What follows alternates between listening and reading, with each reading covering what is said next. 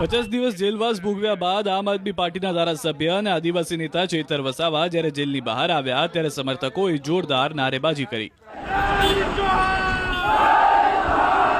ચૈતર વસાવાના એક પત્ની શકુંતલાબેન હજુ જેલમાં જ છે ત્યારે તેમના બીજા પત્ની વર્ષાબેન સંતાનો સાથે કોર્ટમાંથી બીડું લઈને જેલ ખાતે પહોંચ્યા.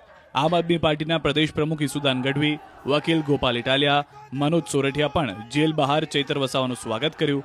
પત્રકારો સાથે વાત કરતા ચૈતર અને ખાસ કરીને મારા આદિવાસી સમાજના યુવાનોને હું કહેવા માંગુ છું કે a lion is always a lion.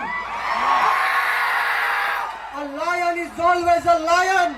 There are so many jackals and other animals in the forest, but there will be only one lion.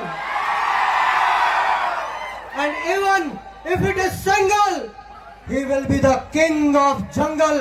આદિવાસી સમાજનો સાવજ ચૈતર વસાવા છે.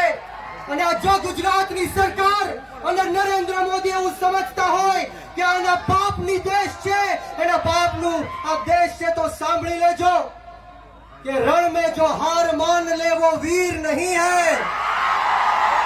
रण में जो हार मान ले वो वीर नहीं है.